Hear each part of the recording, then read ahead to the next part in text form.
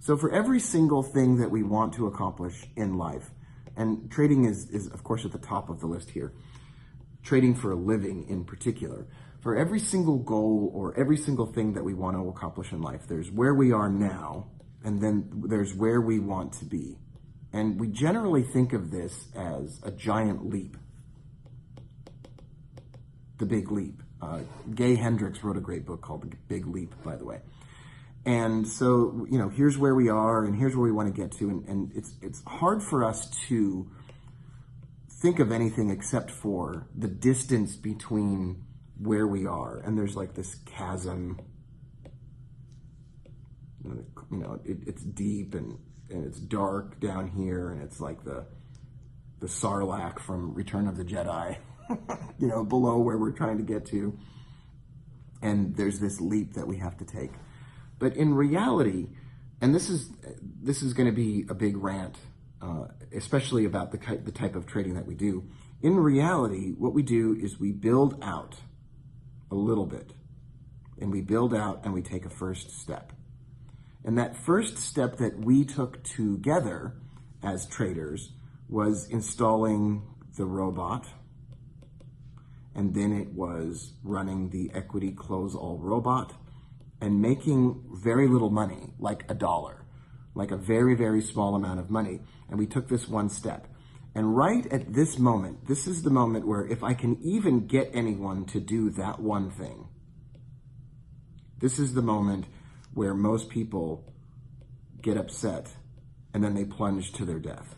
They get mad, or they get frustrated, or they get confused, or they get sidetracked. They're like, oh, I don't want to trade this, I want to trade stocks.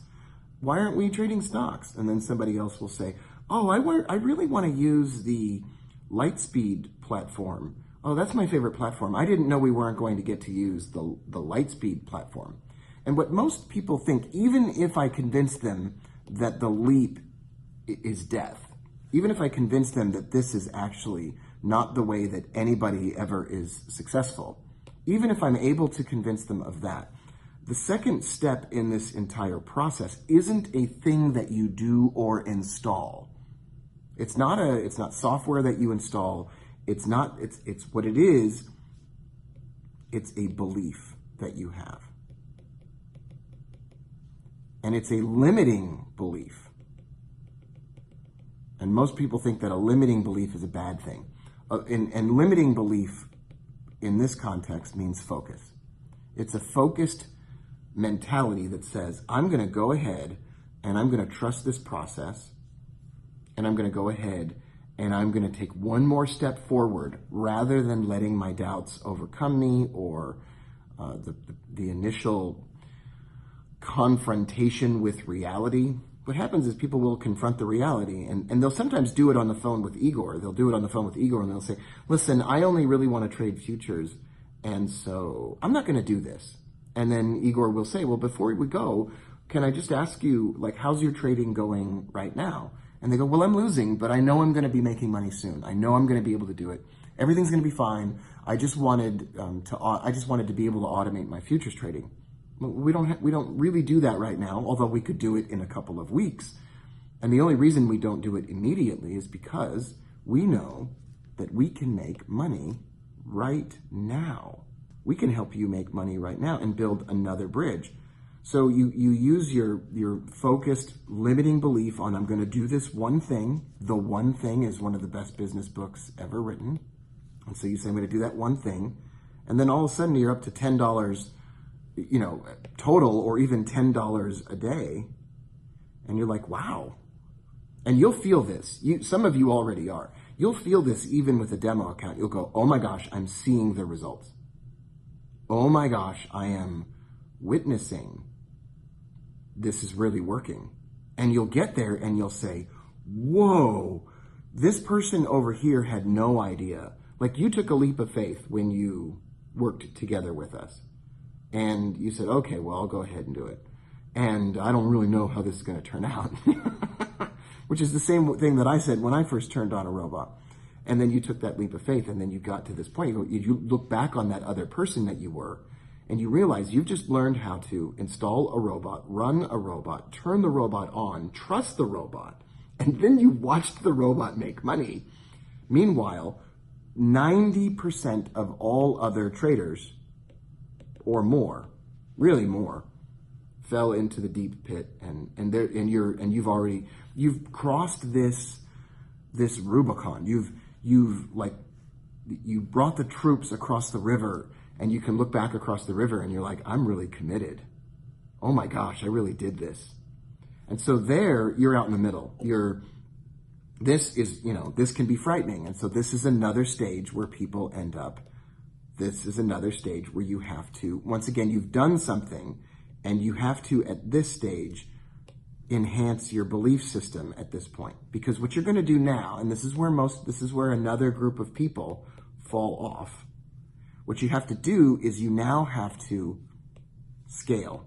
You're going to have to increase your trade size. And I'm going to do it. You're going to watch me do it in my account. That's the reason you see me trade a small account first, is that I'm trying to be the best example of what I teach you. Now you have to scale. And to scale, that means getting to $100 a day as fast as possible. And I don't mean as fast as possible because we want to be reckless. I want to say as fast as possible because you really just have to do it. Like you can't wait too long to do that. And the longer you wait, the scarier it is. In the same way that the longer you wait to jump in the pool, the more likely it is that you're not going to jump in the cold water. I used to go down to Laguna Beach, Thousand Steps Beach in Southern California every morning when I lived in Southern California. And I used to jump in the cold water at 6 o'clock in the morning, and there'd be a guy in a wetsuit coming out of the water, and I'd be walking into the water, and he'd be looking at me like, what the hell is wrong with you? Because I would just be taking off my clothes and jumping into the water, and there was nobody at the beach, so it didn't matter that I was just jumping in the water in my underwear, and nobody cared. And I went in there, and it was just freezing cold, and it was a metaphor for the rest of my life that if I could do that, I could do the things that were difficult, that frightened me, and I could push through that.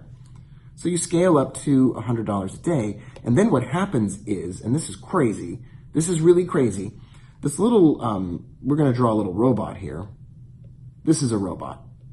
I am a robot. The robot starts to take over at this stage and starts to build the rest of the bridge for you. It's a place that nobody usually gets to.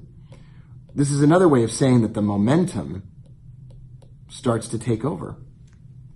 And then you did all this work over here. In this first stage, the work was really difficult and required a lot of belief and a lot of overcoming fear and a lot of installing technology that frightened you.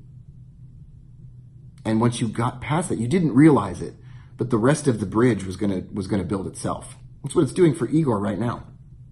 That's exactly what's happening for Igor right now, is that the rest of the bridge is just building itself. And that's why people look at him and they go, oh man, you're just making it look easy. Well, it is easier for him now.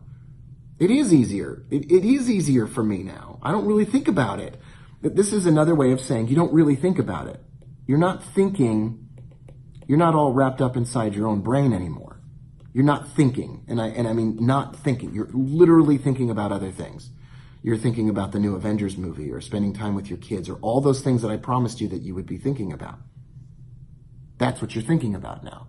Because you're not thinking about, oh, I don't know what trade size to do on the robot. And this is where another group of people mess it up. The last group of people mess it up right here, and they go, man, now that that's working, dude, I should do something. This is crazy. This doesn't happen to a lot of people, but it does happen. I should do something else now. I should go all the way over here and start taking I could do something else now. Instead of just letting the machine run, they get wrapped up in some other thing that they always wanted to do or whatever else. And I've told people, I remember this very, very, very, very, very clearly. In Sydney, Australia, somebody said, well, what's next after this robot? And I said, nothing. I said, I don't want to hear about your improvements, your optimizations, your filtering out. I don't want to hear about your cool idea. I don't care about any of it. I don't care, zero care. The machine is working. the goal now has been reached. Like the first goal is reached, and then you move on to another goal. And that goal is the bigger goal that you didn't realize existed before, which is keep the machine running. If you have a goose that lays the golden egg, or you have a machine that spits out widgets, you keep the machine running. This is the same for every single thing in my life. Once you reach $10 a day, you get to $100 a day, and then you're on your way. And your goal is to keep this machine running and maybe scale it up a bit. I run ads on Facebook to encourage traders to download a free book. And there's nothing for sale. I let them download the book, and I try to gain their trust because I love traders, and it's hard for people to believe, but it's really true. And I ran this ad in January of 2018, and my friend told me, hey, you should optimize that. And I'm like, no. I'm just going to run that ad. So now that ad has been viewed by 500,000 people. 30,000 people have given me their email address, and I have a wonderful list of happy people that are excited to open my emails.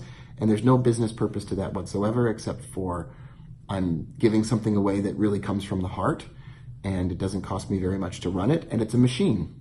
The goal is to keep that machine running. That's the goal. The goal is to keep the machine running. It's not to build a new machine. The goal is to keep your machine running. It's the same with my marriage. I figured out that my wife really likes it when I do things without being asked. So if the front door handle is loose, I do it. And I have a machine. Find something to do that helps my wife and then do it. Listen to my wife about something that she's interested in and then do it. It's a machine. That's a machine. It's a process. You call it a machine, you call it a process, whatever you want to call it. That's what you do. You find something that works, you implement it carefully, and then you scale it up. And then you let the machine take care of the rest. Instead of getting wrapped up in being the machine, the person that takes the trades, you manage the machine or the process. Okay, that's my rant.